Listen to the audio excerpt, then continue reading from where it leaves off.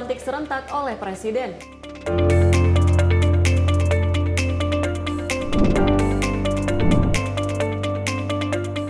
Kemen P2MI fasilitasi pemulangan pekerja migran sakit.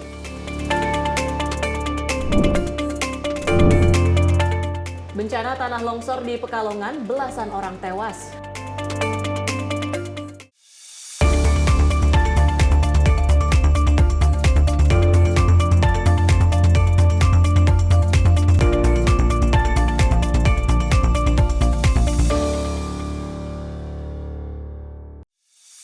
Halo, selamat malam pemirsa. Senang sekali kami kembali hadir untuk mengisi ruang informasi Anda. Selain 4 informasi utama tadi, kami juga akan menghadirkan sejumlah informasi di antaranya terkait dengan agenda dari Wakil Presiden Gibran Rakabuming Raka. Selain itu juga kami telah menyiapkan sejumlah informasi seputar peristiwa terkini dan juga olahraga tentunya di Menyapa Malam Sinpo TV bersama saya Luis Ayu. Dan saya Tiara Dianti, inilah Menyapa Malam untuk Anda.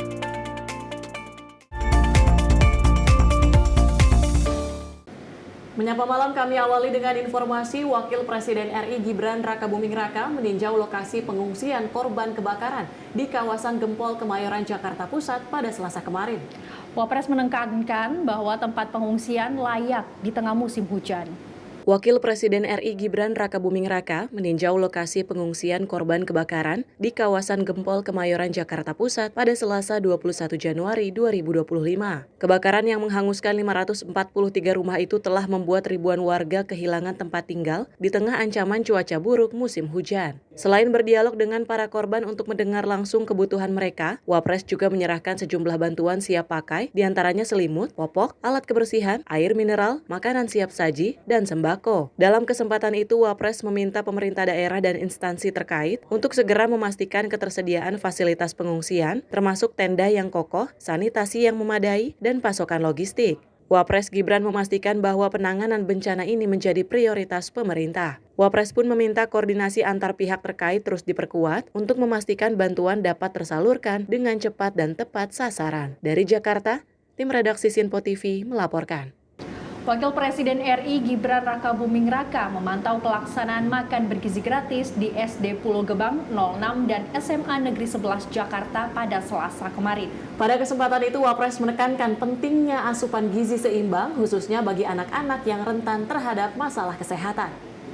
Wakil Presiden RI Gibran Rakabuming Raka memantau pelaksanaan makan bergizi gratis di SDN Pulau Gebang 6 dan SMA Negeri 11 Jakarta di Kompleks Pendidikan Jalan Komarudin Lama, Pulau Gebang, Jakarta Timur pada Selasa 21 Januari 2025. Wapres menegaskan bahwa memberikan akses makan bergizi bukan hanya soal memenuhi kebutuhan dasar, tetapi juga investasi masa depan. Sebab, generasi sehat adalah fondasi bangsa yang kuat. Lebih lanjut, Wapres pun menyatakan komitmennya untuk terus memantau dan memastikan program ini bisa berjalan efektif dan tepat sasaran. Dari Jakarta, tim redaksi Sinpo TV melaporkan. Komisi 2 DPR bersama Menteri Dalam Negeri Tito Karnavian sepakat mengusulkan bahwa pelantikan gubernur, bupati, dan wali kota akan dilantik oleh Presiden Prabowo Subianto. Pelantikan ini nantinya akan dilaksanakan secara serentak pada 6 Februari mendatang. Usai penetapan kepala daerah, Komisi 2 DPR bersama Kementerian Dalam Negeri, KPU, Bawaslu, dan DKPP sepakat untuk mengusulkan gubernur, bupati, wali kota akan dilantik oleh Presiden Prabowo Subianto. Pelantikan tersebut akan berlangsung di Jakarta dengan dilakukan secara serentak pada 6 Februari mendatang. Ketua Komisi 2 DPR Rifki Nizami Karsayuda mengatakan, hal itu berdasarkan ketentuan pasal 164B Undang-Undang Nomor 10 Tahun 2016 tentang bahwa Presiden berhak untuk melantik kepala daerah secara serentak. Dirinya juga menyebut momentum ini merupakan sejarah bagi Indonesia dengan kepala daerah dilantik langsung oleh Presiden. Ya, Komisi 2 DPR RI bersama perwakilan pemerintah, Menteri Dalam Negeri, dan seluruh penyelenggara pemilu sepakat bahwa pelantikan gubernur, bupati, wali kota hasil Pilkada 2024 yang tidak ada sengketa perselisihan di Mahkamah Konstitusi akan dilaksanakan pada hari Kamis tanggal 6 Februari tahun 2025 oleh Presiden Republik Indonesia di Jakarta. Jadi baik gubernur, wakil gubernur, bupati, wakil bupati, wali kota, wakil wali kota, seluruhnya yang melantik presiden. Dasar hukumnya adalah ketentuan dalam pasal 164B Undang-Undang Nomor 10 Tahun 2016 di mana Presiden sebagai kepala pemerintahan berhak untuk melantik bupati, wakil bupati, wali kota, wakil wali kota secara serentak. Kami telah melakukan analisis hukum yang mendalam dan tadi rapat dilakukan dengan terbuka, transparan, publik bisa melihat bahwa secara yuridis kami tidak ragu sama sekali untuk mengusulkan tanggal 6 ini untuk dilakukan pelantikan serentak, dan saya kira ini juga adalah satu sejarah baru bagi Indonesia, bukan hanya pilkadanya yang serentak tapi pelantikannya serentak dan dilakukan oleh Presiden. Dari Jakarta, Fahrizal Ahmad Amin, Sinpo TV melaporkan. Pemirsa, operasi pembongkaran pagar laut di Tanjung Pasir, Tangerang, Banten resmi dimulai untuk kedua kalinya pada Rabu 22 Januari 2025. Pagar yang selama ini menghambat aktivitas melaut dan merusak ekosistem tersebut akhirnya ditindak tegas setelah desakan kuat dari para nelayan dan masyarakat sekitar.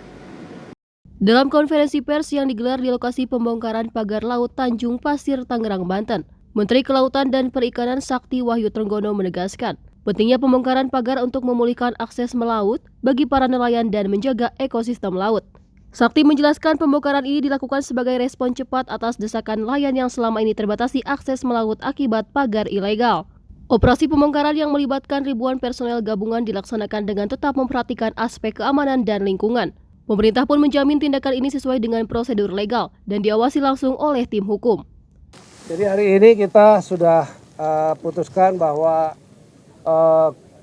kita sudah mencari, sebetulnya KKP itu sekali langsung melakukan penyegelan, punya waktu 20 hari untuk kemudian mencari siapa sebetulnya yang melakukan pemagaran. Tapi karena memang sudah desakan daripada masyarakat, nelayan, mereka juga memang harus melaut segera, maka kita sepakat secara bersama di sini, hadir di sini semua, supaya secara legal betul ya. Jadi kemudian mulai hari ini sudah dimulai beberapa hari yang lalu oleh Kesatuan TNI Angkatan Laut, tapi hari ini secara bersama-sama dihadiri oleh semua yang memiliki kepentingan terhadap wilayah laut di sini untuk kemudian kita sama-sama mulai pembongkaran pagar laut ini. Jadi demikian, dan saya kira saya mengucapkan terima kasih pada Bapak Kepala Staf Angkatan Laut beserta jajaran yang telah begitu cepat bergerak begitu untuk membackup kami dari Kementerian Kelautan Perikanan untuk membela masyarakat nelayan di wilayah Tangerang, Banten ini agar mereka betul-betul kemudian bisa tidak terganggu di dalam mencari nafkahnya di laut. Itu. Jadi dari sisi hukum tentu kita terus melakukan proses. Dari Tangerang, Banten, Jihan Nabila, Muti Anggiani, Sinpo TV melaporkan. Pemerintah masih menyempurnakan regulasi terkait kelanjutan kebijakan harga gas bumi tertentu atau HGBT ke sejumlah sektor industri. Menteri Perindustrian Agus Gumiwang Kartasasmita enggan bicara banyak soal hasil rapat tentang HGBT bersama Presiden Prabowo dan Menko Airlangga pada Selasa sore kemarin. Pemerintah masih menyempurnakan regulasi terkait kelanjutan kebijakan harga gas bumi tertentu ke sejumlah sektor industri. Menteri Perindustrian Agus Gumiwang Kartasasmita enggan bicara banyak soal hasil rapat tentang HGBT bersama Presiden Prabowo dan Menko Airlangga. Dia hanya menyebut beberapa menteri terkait berhasil mencapai sejumlah kesepakatan. Meskipun dia belum ingin mengumumkan isi kesepakatan itu, Agus meyakini hasilnya positif. HGBT tadi dengan beberapa menteri sudah ada kesepakatan, tapi kami belum bisa menjelaskan kesepakatan itu. Tapi sudah ada kesepakatan dan insya Allah kesepakatannya baik. Diperpanjang dan diperluas berarti Pak? Kecenderungannya kemana Pak? Ada perluasan? Kalau saya menjelaskan kepada kalian, saya melanggar kesepakatan. Di dalam dari kesepakatannya saya tidak boleh menjelaskan. Diumumkannya kapan Pak? Pertimbangannya kenapa Pak? Maksudnya nggak segera diumumkan Pak? Kami sudah sepakat tadi beberapa substansi mengenai HGBT, dan kami sepakat tidak disampaikan kepada media sekarang. Sebagai informasi, HGBT merupakan kebijakan pemerintah untuk menetapkan harga gas bumi yang lebih murah untuk beberapa sektor industri. Kebijakan yang diberlakukan sejak 2020 untuk 7 sektor industri dengan harga gas tertentu sebesar $6 per MMBTU itu telah berakhir pada 31 Desember 2024. Dari Jakarta, Tio Malau, Sinpo TV melaporkan. Ketua Komisi 4 DPR RI Titik Soeharto meninjau langsung pembongkaran pagar laut di Tanjung Pasir, Tangerang, Banten pada Rabu pagi. Titik menyampaikan apresiasinya kepada pemerintah atas keputusan untuk menindak tegas pagar laut yang selama ini menghambat aktivitas melaut nelayan dan merusak ekosistem. Dalam kunjungan langsung ke lokasi pembongkaran pagar laut di Tanjung Pasir, Tangerang, Ketua Komisi 4 DPR RI Titik Soeharto menegaskan dukungannya terhadap langkah pemerintah. Titik menyebut pagar laut yang selama ini menjadi kendala bagi nelayan dinilai telah mengganggu kegiatan melaut dan merusak ekosistem pantai. Titik menyampaikan bahwa pembongkaran ini sudah sesuai keputusan Presiden yang didukung oleh kementerian terkait, termasuk Kementerian Kelautan dan Perikanan serta Kementerian Agraria dan Tata Ruang (BPN). Selain itu, pembatalan sertifikasi tanah yang dilakukan di laut juga menjadi sorotan. Menurutnya, laut merupakan hak publik dan bukan milik perorangan atau korporasi. Lebih lanjut, Titik juga mendesak agar pelanggaran hukum terkait kapling-kapling ilegal di laut segera ditindak tegas oleh pihak berwenang. Hari ini saya beserta beberapa pimpinan Komisi 4 melakukan peninjauan langsung pagar laut yang beberapa waktu terakhir ini sangat menghebohkan dan yang sangat mengganggu nelayan karena aktivitas mereka untuk melaut sangat terganggu ini. Dan hari ini kami sudah mendengar dari Pak Menteri KKP dan Pak Menteri ATR BPN bahwa pagar laut ini akan dicabut, dan tentunya kami sangat mengapresiasi keputusan pemerintah ini yang memang sudah keputusan Presiden dan sudah dijalankan beberapa waktu yang lalu, dan sekarang hari ini secepatnya akan dituntaskan dengan bantuan dari Angkatan Laut. Kemudian mengenai sertifikat yang ada sudah kita dengar dari Pak Menteri bahwa ini akan dibatalkan karena laut ini bukan milik perorangan atau milik korporasi. Ini adalah milik kita semua. Jadi yang melanggar hukum, mengkapling-kaplingkan tanpa izin, tentunya kami dari DPR, terutama Komisi 4, meminta untuk ini segera diselesaikan dan ditertibkan. Dari Tangerang, Banten, Jihan Nabila Mutia Anggiani, Sinpo TV melaporkan. Operasi besar-besaran pembongkaran pagar laut di Tanjung Pasir, Tangerang, Banten melibatkan ribuan personel lintas instansi dengan jumlah armada yang dikerahkan mencapai ratusan. Pagar laut yang melintasi 6 desa di Kecamatan Tanjung Pasir telah lama menghambat aktivitas dan memicu keluhan dari masyarakat setempat. Dan untuk mengetahui lebih lanjut, berikut adalah laporan dari jurnalis Sinpo TV, Jihan Nabila, dan juru kamera Mutia Anggaini. Ya, baik pemirsa, hari ini adalah operasi besar-besaran atau juga hari kedua operasi besar yang dilakukan oleh personel gabungan, baik dari TNI Angkatan Laut, kemudian juga dari Kementerian Kelautan dan Perikanan, dan berbagai instansi terkait untuk melakukan pembongkaran pagar laut sepanjang 30 km yang membentang di kawasan Tanjung Pasir, Tangerang, Banten, di mana memang pada pembongkaran pertama ini dilakukan pada hari Sabtu pada tanggal 18 Januari 2025, di mana dengan melibatkan 300 prajurit dari TNI Angkatan Laut, dan berhasil dari operasi tersebut ini berhasil membongkar pagar laut sepanjang 2,5 km. Dan kali ini memang untuk operasi kedua ini melibatkan total ada 2.623 personel dari 200 dan juga 281 armada yang dikerahkan dari berbagai instansi, di mana dari unsur yang terlibat ini diantaranya dari Kementerian Kelautan dan juga Perikanan melibatkan 450 personel dengan menurunkan 21 armadanya, kemudian juga dari TNI Angkatan Laut yang mengerahkan 3 kali lebih 3 kali lipat dari sebelumnya, yakni mengerahkan 753 personel dengan melibatkan 33 armada, kemudian juga ada polisi air melibatkan 80 personel dan 6 armada, dan kemudian juga ada Kesatuan Penjagaan Laut dan Pantai atau KPLP, ini mengerahkan 30 personel dan dengan 2 armada, kemudian juga dari Bakamla ini ada sebanyak 100 personel yang dikerahkan dengan menggunakan 3 armada, dan ada juga terakhir ini juga nelayan yang turut dilibatkan, yang turut aktif untuk melakukan pembongkaran pagar laut yang berada di Tanjung Sari, Tangerang, Banten dengan melibatkan 1.115 nelayan dengan menggunakan 3 armadanya.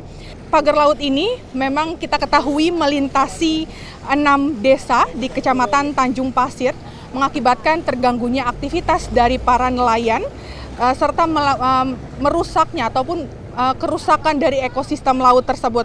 Dan memang dengan pembongkaran ini diharapkan aktivitas dari para nelayan di wilayah Tanjung Pasir ataupun di kawasan Tangerang, Banten ini bisa kembali normal. Dan jika kita bisa mengulas sedikit, memang proses pembongkaran dilakukan secara bertahap. Yang tadi sudah kayak saya katakan di awal, memang pembongkaran ini pertama kali dilakukan pada Sabtu 18 Januari 2025 dengan 300 personel dari Angkatan Laut. Kemudian memang untuk hari ini adalah pembongkaran kedua dengan personel gabungan juga, dan ditargetkan ini akan membongkar pagar laut sepanjang 5 km. Dan memang tadi kita ketahui untuk operasi kedua ini tadi turut dihadiri oleh Ketua Komisi 4, ini ada Titi Soeharto. Kemudian tadi kita lihat juga ada Menteri ATR BPR, ada Nusron Wahid yang juga hadir secara langsung untuk melihat dan meninjau bagaimana proses pembongkaran pagar laut yang dilakukan dari berbagai instansi hari ini. Dan memang kita ketahui juga memang pagar laut ini di Tangerang ini memang sudah ada sejak tahun lalu, yakni sekitar tahun 2023, dan memang dalam rapat terbatas di Istana bersama dengan para menteri terdapat arahan dari Presiden Prabowo Subianto ini memang untuk segera membongkar pagar laut yang berada di Tanjung Pasir, Tangerang, Banten, di mana Presiden Prabowo Subianto ini menyatakan bahwa negara harus hadir untuk melindungi hak-hak masyarakat kecil, terutama nelayan yang menggantungkan sumber dayanya ataupun kehidupan mereka pada sumber daya laut. Kemudian juga Presiden Prabowo ini juga menekankan pentingnya tindakan cepat dan terkoordinasi agar pagar laut yang menjadi simbol ketidakadilan ini dapat segera dibongkar. Kemudian memang untuk armada yang dipersiapkan ini ataupun yang dikerahkan dari berbagai instansi ini tersebar di berbagai titik. Kalau kita bisa lihat memang ini ada beberapa titik yang akan dilakukan pembongkaran untuk memang ini bertujuan untuk memastikan seluruh area pagar laut dapat dibersihkan dengan efektif. Selain itu juga memang petugas juga memastikan bahwa tidak ada puing-puing ataupun bambu yang tertinggal sehingga nantinya tidak akan merusak lingkungan laut di sekitarnya. Pembongkaran ini juga merupakan langkah ataupun tegas dari pemerintah dalam menjaga kelestarian lingkungan laut dan keberlanjutan mata pencaharian nelayan, di mana proses pembongkaran diperkirakan akan memakan waktu beberapa hari ke depan. Tentunya ini tidak hanya hari ini, tapi juga nantinya ke depan akan dilakukan pembongkaran laut hingga nantinya pagar yang ada di Laut Tangerang ini akan bersih. Kemudian memang nantinya proses pembongkaran laut ini juga akan diawasi secara ketat oleh para petugas yang memang bertanggung jawab untuk mengawasi area di Tanjung Pasir, Tangerang, Banten. Demikian informasi yang dapat kami sampaikan dari Tangerang. Jihan Nabila dan juga juru kamera Muti Anggiani melaporkan untuk Sinpo TV. Menteri KKP sebut pagar laut untuk reklamasi alami. Selengkapnya usai jeda. Tetap di Menyapa Malam Sinpo TV.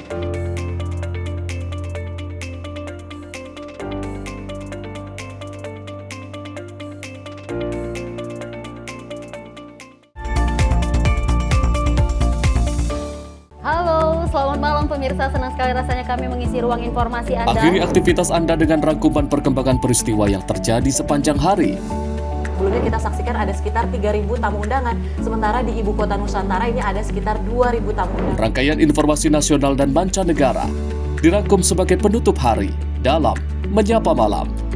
Setiap Senin hingga Jumat pukul 8 malam, hanya di Sinpo TV. Halo, selamat pagi pemirsa Sinpo TV. Selamat pagi Andi. Selamat pagi, Fen. Beragam informasi terbaru hadir menemani Anda sebelum memulai hari.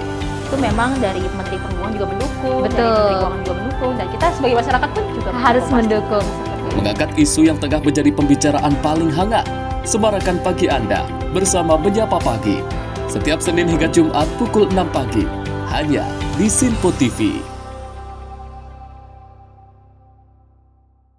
Halo pemirsa, kami kembali hadir dengan sejumlah informasi yang kami himpun dari berbagai penjuru dunia. Rangkaian informasi yang membuat akhir pekan Anda begitu bermakna. Sebuah kelompok di Afrika Selatan memberikan layanan pertunjukan film dengan tenaga surya. Berita yang menjadi sorotan media dari dalam dan luar negeri, kami hadirkan untuk menemani pekan Anda dalam Sinpo Dunia Sepekan, Sabtu dan Minggu pukul 9 pagi, hanya di Sinpo TV. Kami hadir dengan rangkaian informasi dari berbagai penjuru dunia. Topik dan isu yang tengah menjadi sorotan mancanegara dikemas dengan lengkap untuk Anda.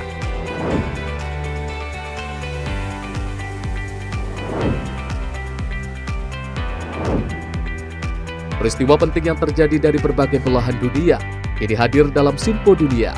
Setiap Senin hingga Jumat pukul 7:30 malam, hanya di Sinpo TV.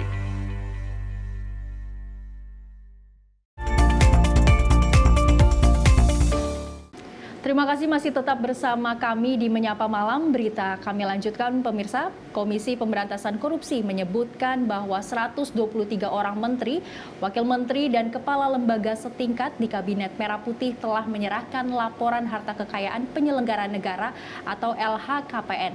Deputi Pencegahan dan Monitoring KPK Pahala Nainggolan mengatakan dari jumlah tersebut, pejabat yang memiliki harta paling tinggi yakni mencapai 5,4 triliun berasal dari pejabat baru yang baru menjabat di era Kabinet Prabowo Gibran. Komisi Pemberantasan Korupsi telah mengumumkan laporan harta kekayaan penyelenggara negara atau LHKPN. 123 pejabat era pemerintahan Prabowo Subianto. Deputi Pencegahan dan Monitoring KPK, Pahala Nainggolan mengatakan, dari 123 orang tersebut dibagi menjadi 2, yakni wajib lapor reguler, yang pernah menjabat sebagai penyelenggara negara sebanyak 65 orang.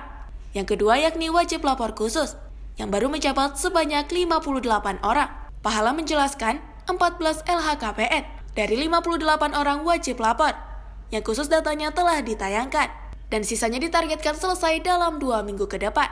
Selain itu, dari 65 orang yang telah menjadi penyelenggara atau reguler harta paling tinggi, mencapai 2,6 triliun. Sedangkan pejabat yang baru menjabat sebanyak 58 orang yang memiliki harta paling tinggi mencapai 5,4 triliun. Dari Kabinet Merah Putih ini ada 124 orang yang masuk golongan sebagai penyelenggara negara, jadi harus menyampaikan laporan hartanya. 124 itu terdiri dari 52 menteri atau kepala lembaga setingkat menteri. Jadi ada 52 dan ada 57 wakil menteri atau wakil kepala lembaga setingkat menteri. Dan ada 15 yang tergolong utusan khusus, penasehat khusus atau staf khusus. Nah, dari 124 ini 123-nya udah dilantik 21 Oktober. Makanya jatuh temponya sekarang karena 3 bulan ya. Nah, satu memang dilantiknya 6 Desember. Jadi yang satu baru jatuh tempo nanti 6 Desember plus 3 bulan gitu ya. Jadi yang kita omongin sekarang 123 laporan harta. Nah, teman-teman media, yang dari 123 ini kita kategorin 2. Kalau dia dulu menteri udah nyampein laporan harta, ya berarti dia masuk golongan reguler. Dia masuk lagi nanti kewajiban melaporkannya paling lambat 31 Maret tahun ini. Karena dia udah pernah dulu, ya, yang tahun lalu dia udah pernah. Jadi dia tinggal normal aja gitu. Mau dia diangkat lagi gitu normal. Nah, itu ada 65 orang. Jadi dari 123 orang yang harus menyampaikan, itu 65 orang itu sebenarnya masuk kategori reguler dan kita tunggu sampai 31 Maret. Yang 58 ini belum pernah menyampaikan sama sekali. 58 plus 1 sebenarnya. Yang 1 itu Tina Talisa baru dilantik 6 Desember. Jadi 58 plus 1 itulah yang 58 21 Januari. Dan sampai sekarang menurut data kita semua sudah menyampaikan. KPK menjabarkan sebenarnya ada 124 orang di Kabinet Merah Putih yang wajib melaporkan LHKPN. Namun satu orang merupakan staf khusus baru, dilantik tanggal 6 Desember 2024, sehingga batas akhir pelaporan LHKPN jatuh temponya pada 6 Maret 2025. Dari Jakarta, Dio Malau, Sinpo TV melaporkan. Komisi Pemberantasan Korupsi menahan Bupati Situbondo karena Suswandi dalam korupsi pengelolaan Dana Pemulihan Ekonomi Nasional atau Dana PEN periode 2021 hingga 2024 di Kabupaten Situbondo. Selain itu, KPK juga menahan PPK atau Kepala Bina Marga PUPP Kabupaten Situbondo, yaitu Eko Priyonggo Jati. KPK telah memulai penyidikan kasus Situbondo sejak 2024 karena Suswandi dan Eko diduga melakukan pengaturan paket pekerjaan di Dinas Pekerjaan Umum dan Perumahan Pemukiman atau PUPP Kabupaten Situbondo. Direktur Penyidikan KPK, Asep Guntur Rahayu, mengatakan karena Suswandi selaku Bupati Situbondo meminta uang investasi atau ijon sebesar 10% dari nilai paket pekerjaan proyek PUPP Kabupaten Situbondo kepada pengusaha yang akan menjalani proses bidik dengan menjanjikan akan mendapatkan pekerjaan tersebut. Sementara itu, Eko meminta 7,5% karena Suswandi menerima uang fee sebesar 5,5 miliar rupiah, sementara Eko menerima 811 juta rupiah. Bahwa selanjutnya dalam pengadaan barang dan jasa paket pekerjaan di Dinas PUPP Pemerintah Kabupaten Situbondo tahun 2021 sampai 2024, tersangka KS dan tersangka EPJ diduga melakukan pengaturan pemenangan paket pekerjaan. Tersangka KS meminta uang investasi, ijon. Jadi sebelum pekerjaan itu di bidding ya, itu sudah dimintain kepada para pengusaha yang nanti dijanjikan akan dapat pekerjaannya, ya gitu ya.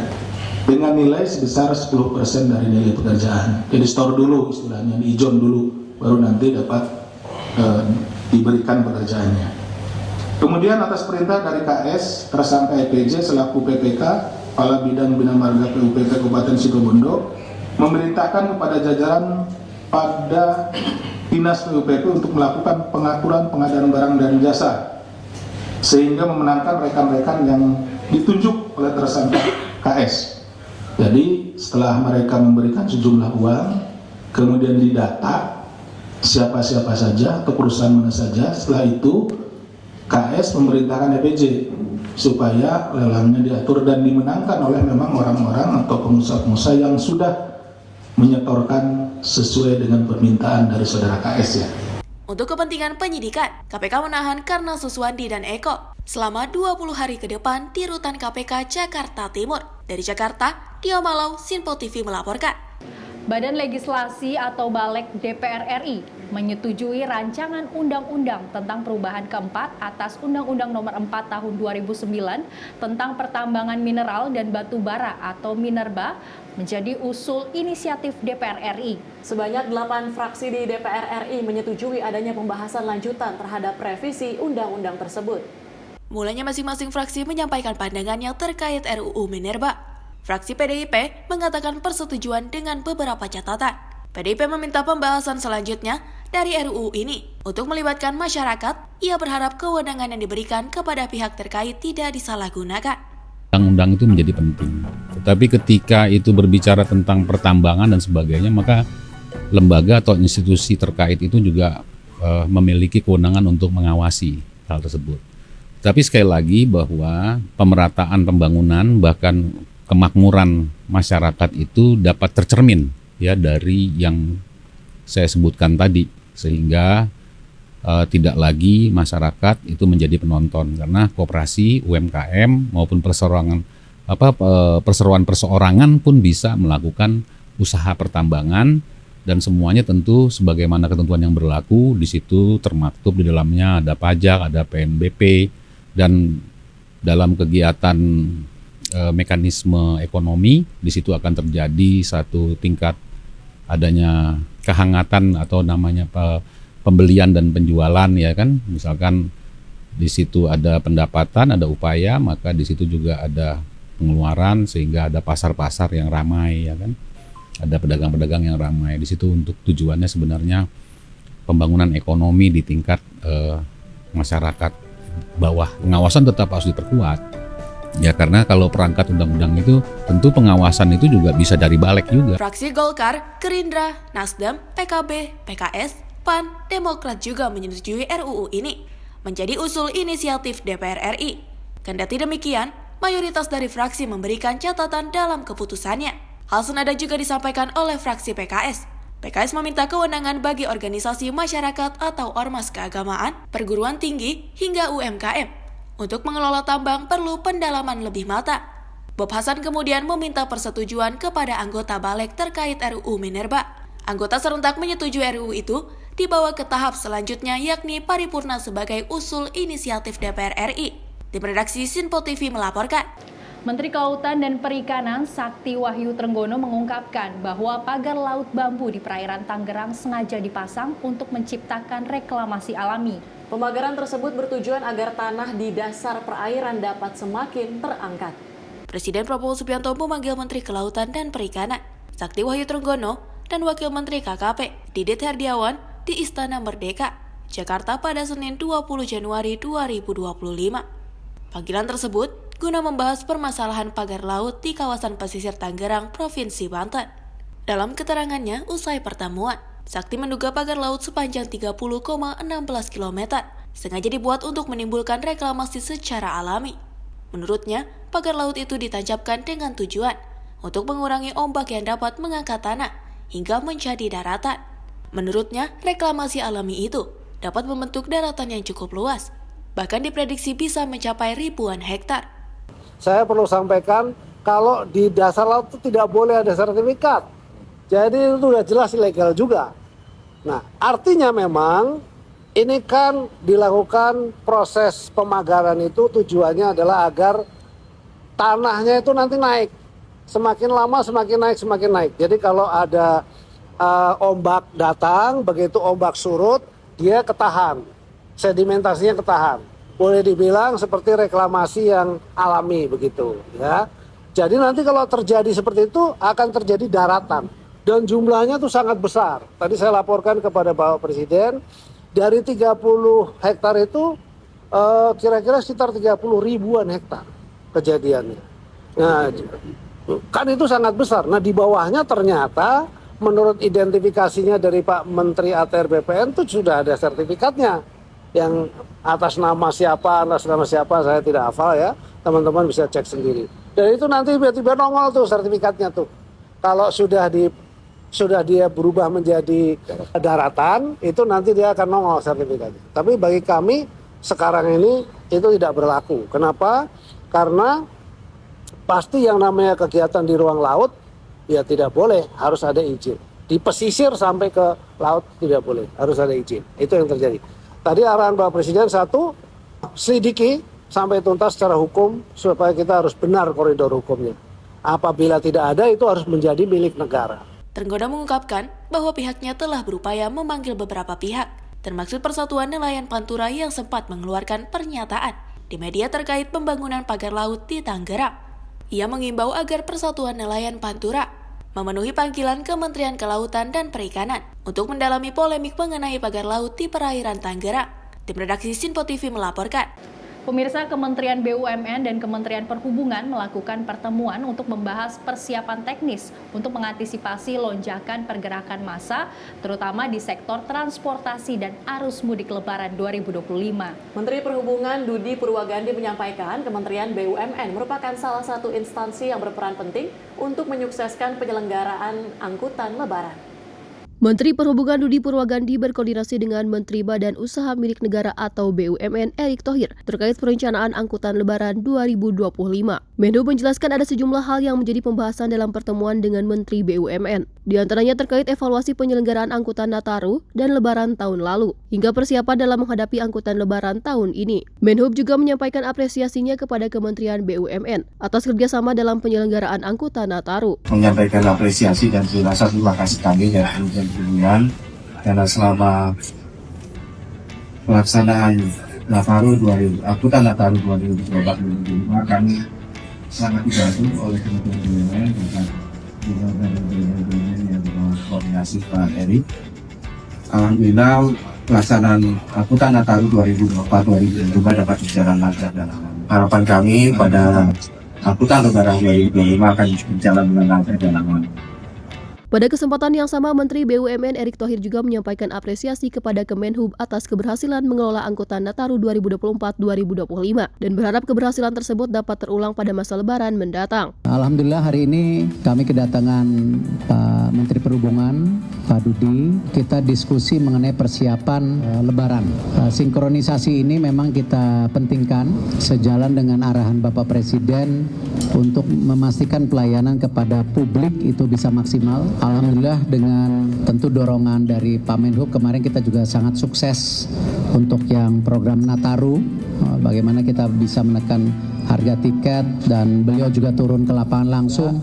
Kami sudah mengumpulkan Pelita, Garuda dan Citylink juga Pak Dudi, dan insya Allah besok juga kami mengumpulkan yang darat dan laut untuk persiapan Lebaran. Menteri BUMN menyampaikan bahwa koordinasi antara kedua menteri semakin diperkuat guna memberikan pelayanan terbaik kepada masyarakat sesuai dengan arahan Presiden RI Prabowo Subianto. Erick menegaskan bahwa permasalahan kemacetan menjadi prioritas untuk diatasi dengan langkah-langkah yang lebih baik di tahun ini. Pihaknya telah bertemu dan akan berkoordinasi dengan berbagai pihak penyedia jasa transportasi darat, laut maupun udara agar seluruh moda siap dalam menyambut periode Lebaran. Tim redaksi Sinpo TV melaporkan.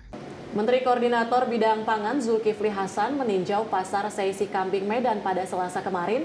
Dalam kunjungannya, Zulhas juga berbincang bersama para pedagang mengenai harga bahan pokok. Ia menyebut kebutuhan pokok yang ditinjau mayoritas cukup stabil, seperti harga daging yang relatif stabil. Menteri Koordinator Bidang Pangan Zulkifli Hasan didampingi Menteri Perdagangan Budi Santoso mengunjungi pasar Seisi Kambing Medan. Kunjungan ini dilakukan untuk memastikan harga kebutuhan pokok di pasar tetap stabil. Saudara tadi kan melihat sendiri harga-harga hampir semua turun. Daging di sini saya kira paling murah se-Indonesia. Berapa 1 kilo? 125. Tempat lain biasa 40.000. Di sini 125. Jadi daging paling murah di sini. Stabilis harga jangan terlalu murah, jangan terlalu tinggi.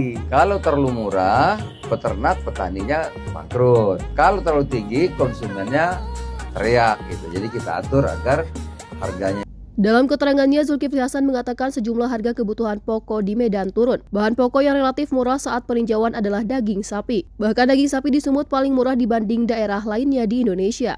Namun untuk komoditi gula mengalami kenaikan. Untuk itu pihaknya akan segera melakukan koordinasi dengan berbagai pihak terkait karena stok gula nasional masih mencukupi. Tim redaksi Sinpo TV melaporkan. Pemirsa, usai jeda kami akan menghadirkan informasi seputar peristiwa 24 jam terakhir tetap di Menyapa Malam Sinpo TV.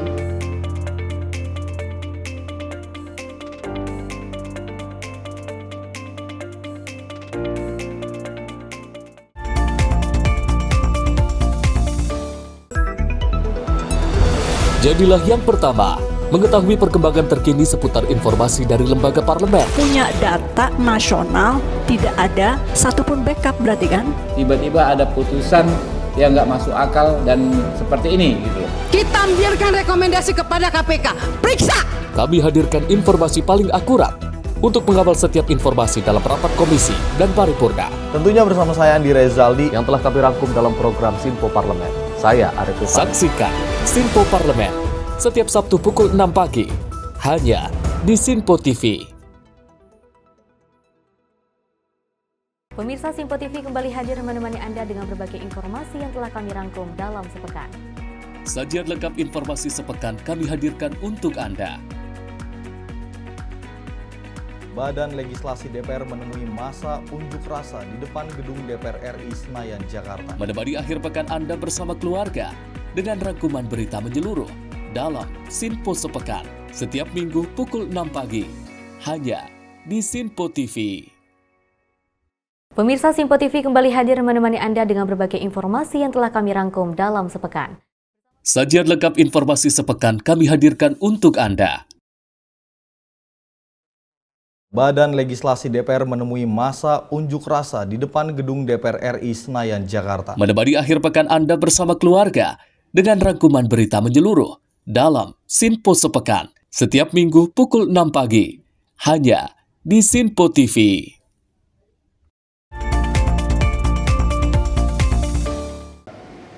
Anda masih menyaksikan Menyapa Malam Sinpo TV, informasi kami lanjutkan.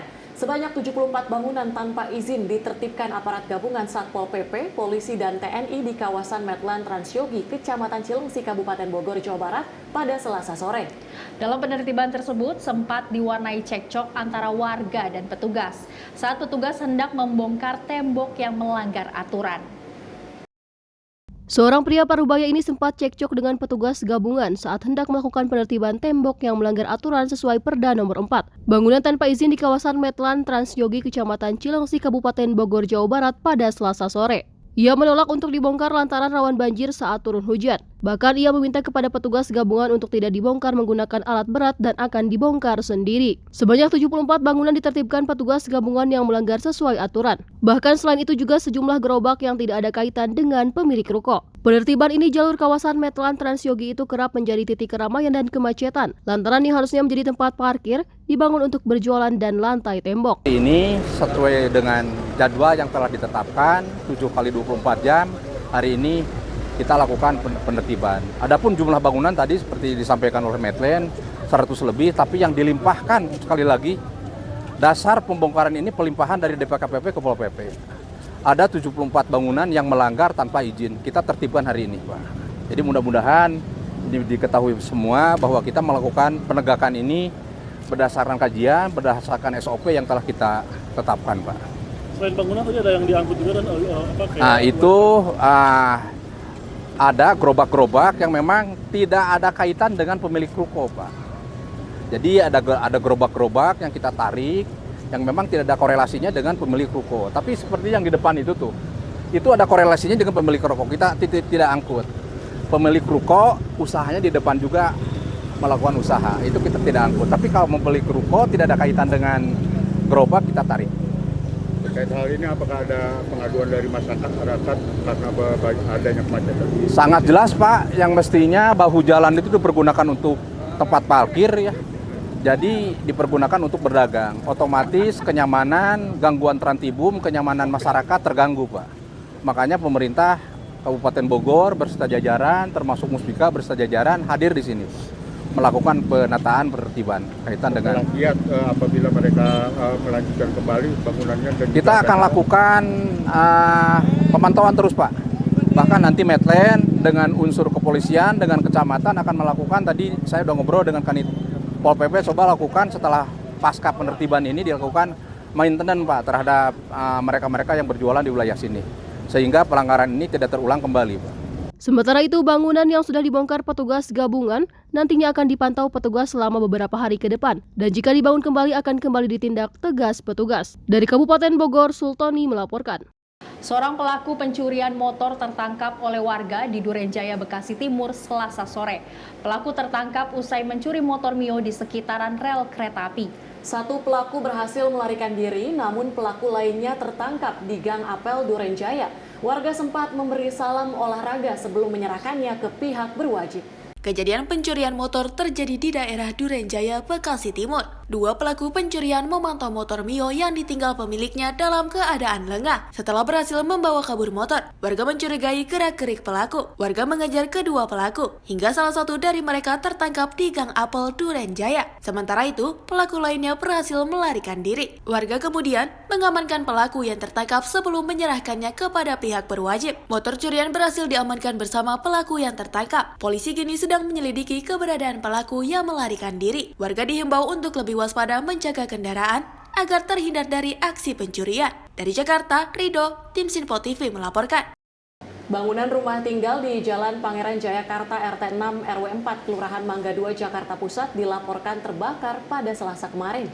Sebanyak 19 unit dan 76 personel dikerahkan untuk mengalokasir perambatan api. Bangunan rumah tinggal di Jalan Pangeran Jayakarta RT 06 RW 04 Kelurahan Mangga 2 Kecamatan Sawah Besar Jakarta Pusat dilaporkan terbakar pada Selasa 21 Januari 2025. Menindaklanjuti adanya laporan tersebut, personel pemadam segera dikerahkan menuju lokasi kejadian. Operasi pemadaman dimulai pukul 16.00 waktu Indonesia Barat. Sebanyak 19 unit terdiri dari 15 Jakarta Pusat, 2 Jakarta Barat, serta 2 Dinas Gulkarmat Provinsi DKI Jakarta, serta 76 personel berupaya melokalisir perambatan api. Kemudian pada pukul 16.40 waktu Indonesia Barat, perambatan api berhasil dilokalisir. Pada pukul 17.00 waktu Indonesia Barat, proses pemadaman masuk ke tahap pendinginan untuk mengurai material yang mudah terbakar agar tidak menyisakan api maupun asap. Lalu pukul 18.10 waktu Indonesia Barat, operasi pemadaman dinyatakan selesai. Dari Jakarta, tim redaksi Sinpo TV melaporkan. Angin puting beliung menerjang pemukiman warga di kawasan Ciawi, Bogor, Jawa Barat. Kejadian ini menyebabkan belasan rumah warga rusak. Tidak ada korban jiwa maupun luka dalam bencana ini. Cuaca ekstrim menyebabkan sejumlah rumah warga diterjang angin puting beliung di Desa Teluk Pinang, Kecamatan Ciawi, Kabupaten Bogor, Selasa sore. Dalam kejadian tersebut, 17 rumah mengalami kerusakan. Sebagian besar bangunan yang terdampak pada bagian atap akibat tersapu angin puting beliung. Selain merusak rumah warga, tempat pemancingan milik warga pun porak-poranda akibat diterjang puting beliung. Banyak puting beliung, Wak. Jam berapa, Pak? Selasa sore pas hujan gede. Warga pada di rumah, pada di teras rumah. Desa apa? RT 1 RW 2 Teluk Pinang, Desa Teluk Pinang, Kecamatan Ciawi. Ya. Ini berapa rumah, Pak, di RT ini? Sekitar dari yang parah sampai yang ringan itu sekitar 17-an rumah. Rumah? Ya, pohon-pohon depan rumah ada yang ambruk, yang di kebun ambruk. Ya, pemancingan tuh rata, spesiesnya terbang semua. Terus tapi nggak ada korban? Alhamdulillah nggak ada korban. Usai kejadian, warga bergotong royong membersihkan sisa-sisa puing bangunan. Dari Kabupaten Bogor, kontributor Sinpo TV melaporkan. Jalur kereta api Gubuk Karangjati, Jawa Tengah terendam banjir sehingga mengganggu operasional kereta api. Banjir juga menggenangi rel dan menyebabkan amblesnya salah satu sisi rel yang menghubungkan Semarang, Surabaya. Beberapa perjalanan kereta dibatalkan atau dialihkan, sementara akses jalan utama terhambat. Hujan deras yang mengguyur Kabupaten Grobogan, Jawa Tengah menyebabkan banjir yang mengganggu operasional kereta api di jalur antara Stasiun Gubuk dan Stasiun Karangjati. PT Kereta Api Indonesia atau KAI menyatakan bahwa genangan air setinggi 20 cm di kilometer 32 memaksa jalur tersebut ditutup sementara demi keselamatan perjalanan. Hujan deras pada Selasa 21 Januari menyebabkan banjir di kawasan itu akibat tanggul Sungai Tuntang jebol. Terlihat dalam video, rel kereta juga terendam, dengan salah satu sisi rel mengalami penurunan tanah atau ambles yang menghubungkan jalur Semarang-Surabaya. Banjir ini mengganggu akses jalan utama di Jalan Godong Grobogan dan Jalan Purwodadi Semarang, sehingga kendaraan tidak dapat melintas. Petugas KAI juga menambahkan upaya intensif terus dilakukan agar jalur ini dapat segera kembali beroperasi. Sebagai langkah tanggap darurat, KAI menerapkan sejumlah skenario operasi. Beberapa perjalanan kereta api dibatalkan, sementara yang lain dialihkan rutenya. Serta warga yang ingin bepergian diminta mencari jalur alternatif yang aman. Hingga kini upaya perbaikan di jalur Gubuk Karangjati terus dilakukan, dengan harapan jalur tersebut dapat segera kembali melayani perjalanan kereta api secara normal. Tim petugas juga belum dapat memastikan sampai kapan penghentian operasi jalur kereta atau jalur yang dialihkan akan dihentikan. Tim redaksi Sinpo TV melaporkan. Belasan orang dilaporkan tewas dalam bencana tanah longsor dan banjir yang melanda Kabupaten Pekalongan, Jawa Tengah. Bencana ini dipicu hujan deras dengan intensitas tinggi yang mengguyur wilayah Pekalongan bagian selatan selama beberapa jam. Kecamatan Petung Kriono, Kabupaten Pekalongan, Jawa Tengah dilanda banjir bandang dan tanah longsor. Bencana tersebut terjadi Senin 20 Januari hingga Selasa 21 Januari 2025.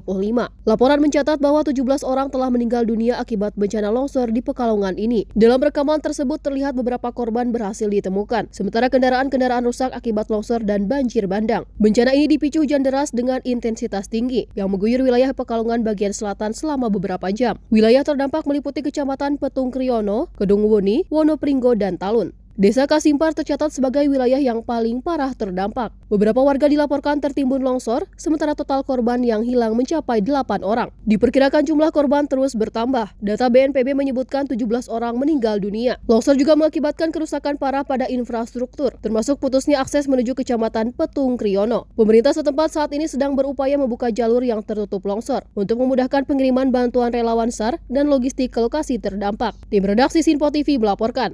Demikian pemirsa Menyapa Malam edisi kali ini. Saya Luis Ayu, terima kasih dan sampai jumpa.